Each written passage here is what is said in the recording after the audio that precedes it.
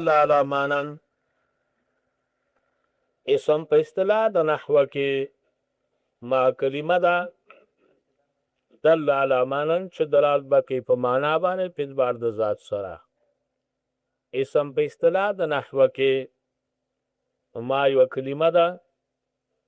دل علی مانن داسې کلمه چې دلالت بکې په معنا باندې چې دا معنی معتبره ملفوظه بغیر د دخل د امر خارج نه، چې دا معنی معتبره ملحوظه بغیر د دخل د امر خارج نه. معنا دا ده چې اسم فعل دلالت په معنا کوي نو اعتبار د امر خارج ورسره نشته، او حرف چې دلالت په معنا کوي نو اعتبار د امر خارج ورسره. لکه دا مې تاسو ته ویلو چې د حروف په معناګانې جزئي جزئي دي،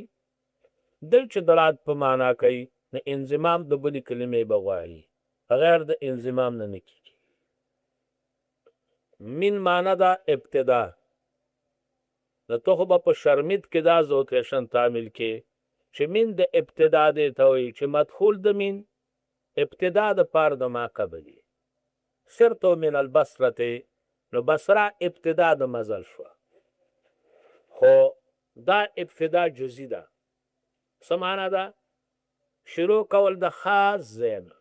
شروع کول د خاص ځای نه دا شوه. نو من به په دې اله دلالت کوي چې دا خاص ځای اوسئ، او چې خاص ځای اوسنئ نو من په دلالت نه کوي. نو په دې وجه حروف انضمام د بلې کلمې ته محتاج شو. پوه شو پرې؟ او دا تاسو چې وایئ په نحوه کې فی حرف غیر مقصود دی، ذریعه او اله د تعارف د حال د غیر ده، ذریعه او اله د تعارف د حال د غیر ده. نو د هغې هم دقه وجه ده چې دلته یو مطلق شروع کول دي د هر ځای نه چی،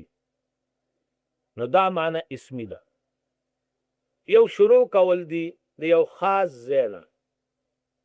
نو دلته به هغه خاص ځای مقصدي، او انتها به په یو خاص ځای، نو ستا به شروع کول د خاص ځای نه مقصدي او انتها به د په خاص ځای مقصدي. خدا شروع د خاص ځای نه او انتها په خاص ځای باندې دا په غیر د حروفو نه به نه ادا کېږي، نو ځکه به حروف راوړئ. پام کوه هلکه شګلیک چې نور ونه دغه ونه وی نور ته ګورئ، دغه دا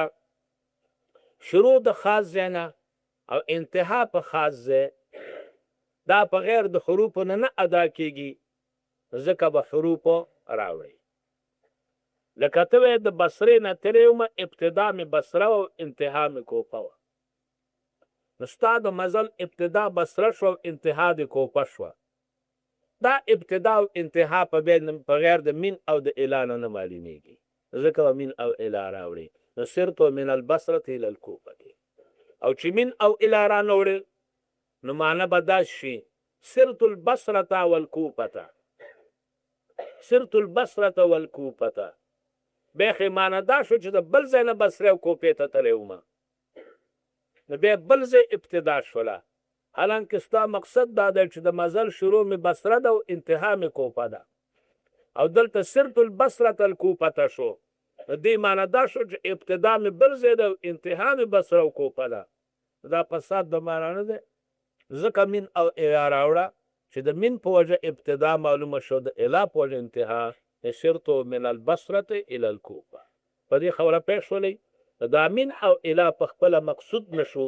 دا ذریعه د حال د غیر دپاره شو. پوه شوئ په مسله؟ ښه،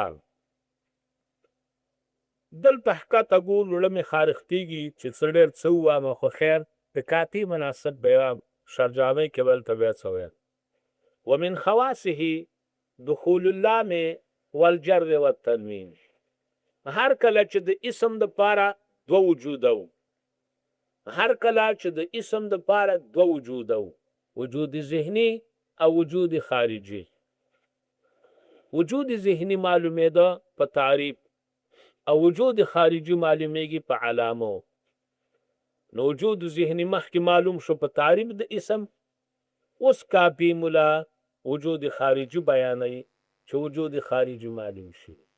نو خواص یې ښیي. خواص علامو ته وایي. په علامو سره وجود خارجي د شي معلومیږي. د هر شي دوه وجود ذهني او خارجي. په ذهن کې شی معلومیږي په تعریف. د شي تعریف وکړو په ذهن کې معلوم شو. د انسان تعریف وکړه حیوان ناطق انسان په ذهن کې معلوم شو. اوس خارج کې انسان به په علامو معلومیږي. مثلا دغه دا پکړه پکې یو سړی روان دی د مومند په کړه پکې خوشکه ده او دوړه ده او سیر دوړه په پنډۍ پسې نښتې ده او روان دی په دې کې چې ګوري خر ولا مخې له ورغه دوی چې خدای ګو هغه انسان به همدا یي نو چې رانږدې شو ده ته سلام ورته او چې السلام علیکم هغه څه غوږونه بوڅ را بوڅ کړ یو غوږ یې مړ کړ بل یې ودراو او د باندې څه پرشه پې وکړ هېڅ څه ونه شو دوی ویل چې خدای ګو انسان نه دی ځکه نطق پکې نشته. بیا روان دی چې ګوري د قطۍ کلي نه یو سړی د چارسدې نه را روان دی قطۍ کلي ته ځي او خوشحاله دی چې د خیره سړک پورته روان دی حکومت روان دی تلی دی نو زما پرېکړه زه به د خیره څه پرېکړه په صحیح طریقه ویسم. نو دلته وله چې مخې له سړی ورغی د ده نه دې قطۍ کلي تپوس وکړو چې برمتې په لار کې شته که نشته څنګه چې برمتې شته که نشته څوک به نیسي که نه به نیسي. هغه ورته وویل چې برمتې نشته لار ازاده ده او چې په کومه لارې ځې نو فقط تربزه خویزو ته 1400 لار ازاده ده او ده دلته د ګاڼۍ نه یو پیټی پوګه کړی دی د ګوړې یو دانګ یې مسه وکړه او منډه یې شروع کړله. خدای ګو انسان هم دقه دی ځکه خبرې سره وشولې نو په علامو معلوم شو. نو وجود ذهني معلومیږي په تعریف او وجود خارجي معلومیږي په علامو. نو اوس د اسم علامې بیانې چې وجود خارجي په معلوم شي او ذهني معلومېده په تعریف نو الاسم مادر لدى تعریف. ومن خواصه دخول اللام والجر والتنوین.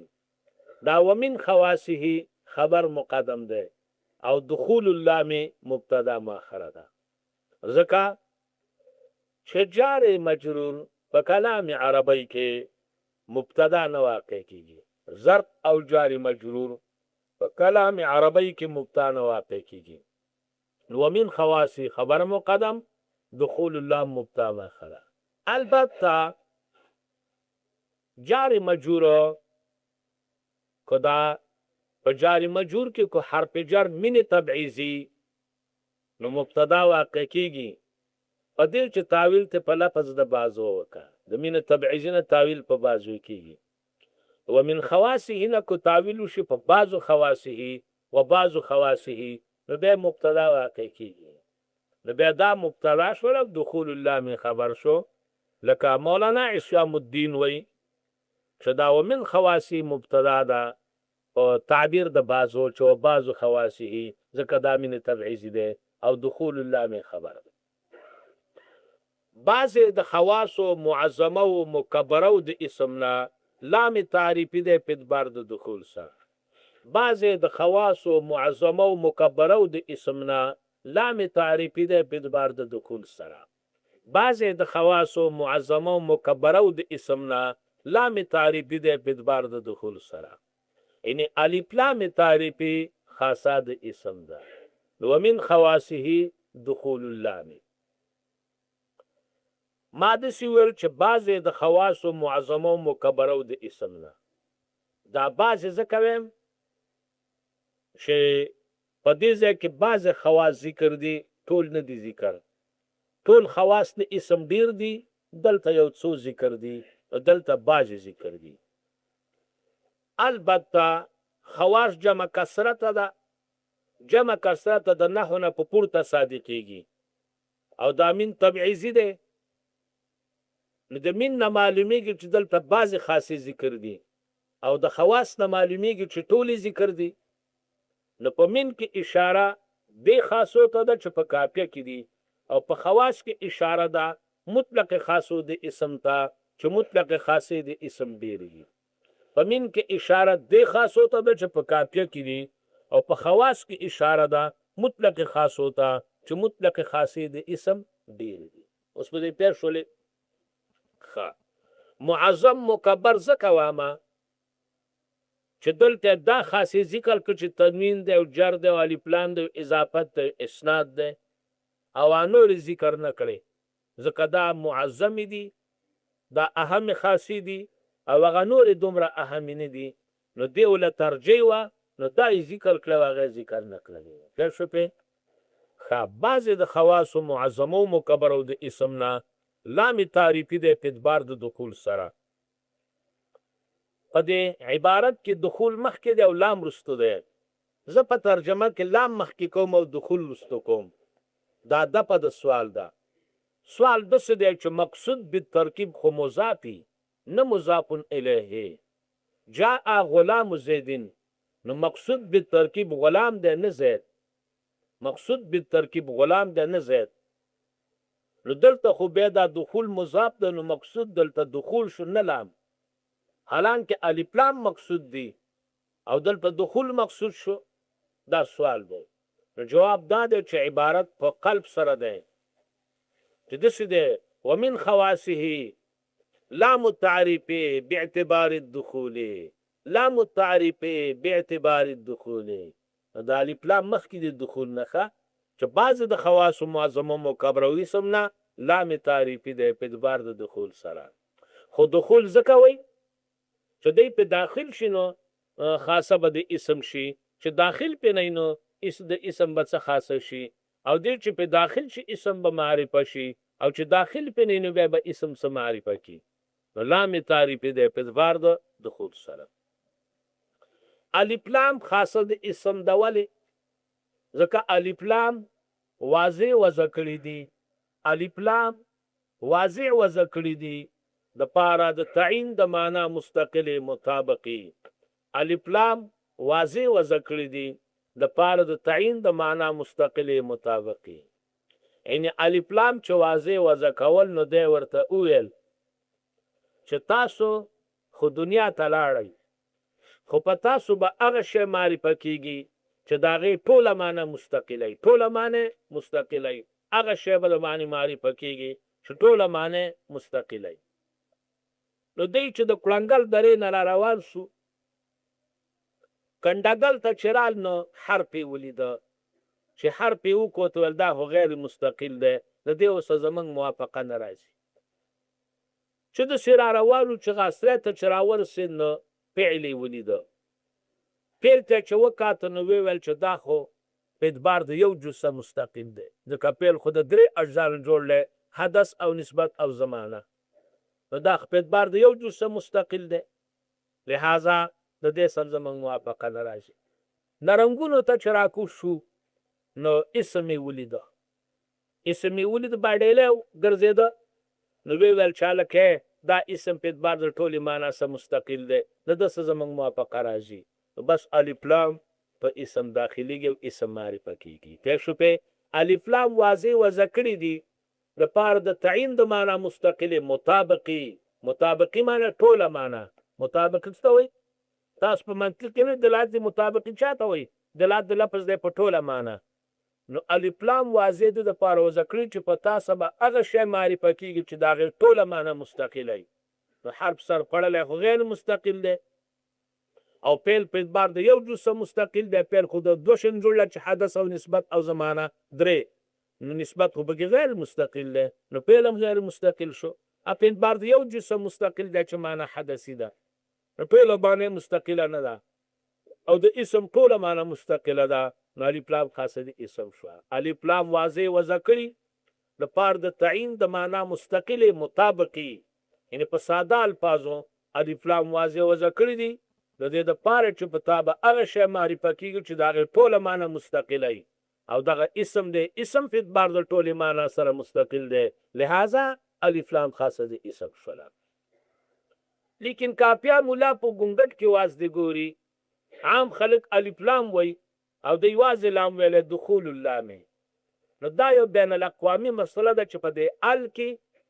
دا حمزه د تعریف دپاره د کلام دی که دواړه دي امام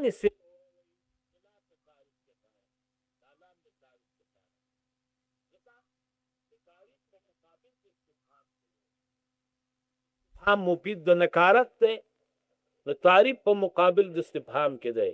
او یو حمزه ډانګی چې دی حمزه د استفهام اخو د استفهام دپاره مفید ده نو د لام د تعریف دپاره مفید شو خو دا حمزه ولې په دې لام باندې داخلیږي ځکه دا لام ساکن دی او شروع په ساکن باندې ښه خبره نه ده نو حمزه پې داخلیږي چې ابتدا په ساکن ګڼل شي پوه شو او امام اخفش وی یا خلیل ابن احمد دی او اخفش وی چې دا حمزه ډانګی د تعریف دپاره دی دا ډانګی حمزه د تعریف دپاره ده او لام د دې دپاره وسه دی چې پته ولګي چې دا حمزه د تعریف د استفهام دپاره نه ده چې فرق یې راشي د حمزې د استفهام او هغه هم ویل چې دقه حمزه تروری په بل ځای کې د استفهام دپاره راځي او استفهام نکره ده نو دا حمزه د تعریف دپاره هم راشي دا د اخفش را ده مبرد وی که خلیل دی خلیل ابن احمد وی چې دا ال دواړه د تعریف دپاره دی ځکه چې تعریف مقابل د استفهام دی او د استفهام دپاره مجموعه حل راځي نو د تعریف دپاره مجموعه ال راځي دا خلیل وی لیکن دی باب کې رایه د سیبیا غوره ده ځکه چې کله کله دا حمزه ډانګی په درج کې ساقطېږي چې په منځ کې راشي نو د اخفش مذهب خو والوتن چې ساقط شو او د خلیل دا نیمګړی شو د سیبیا مضبوطه ده چې لام د تعریف دپاره دی پوه شو نو کافیه خو مقلد د سیبیا دی نو دم د دخول اللام ویل جلال آباد ټیپور ته اشاره ده چې لام د تعریف دپاره دی ومن خواصه دخول اللام خواص جمع د خاصې ده خاصه دې ته وایي چې ما یوجد فیه ولا یوجد فی غیره دا الف لام په اسم کې موجودیږي په فعل کې به نه موجودیږي خو خاصات دوه قسمه ده شامله غیر شامله ته د منطق په پاڼو کې وي خاصه شامله دې ته وایي چې دا خاصه ټولو افرادو د ذل خاصې له شاملوي دا خاصه چې د چای نه هغه ته ذل خاصه وایي اسم ته ذل خاصه وایي او الف لام ته خاصه وایي نو شامله دې ته وایي چې دا خاصه ټولو افرادو د ذل خاصې له شاملوي لکه ذهق بالقوه ټول افراد انسان له شامل دی په هر انسان کې استعداد د خندا شته که نشته دا د خاصه شامله خاصه غیر شامله دې ته وایي چې ټولو افرادو د ذل خاصې له شامله نه وي لکه ذهق بالفعل خو تاسو کې هم نه خاندي نو ټولو افرادو له شامله نه ده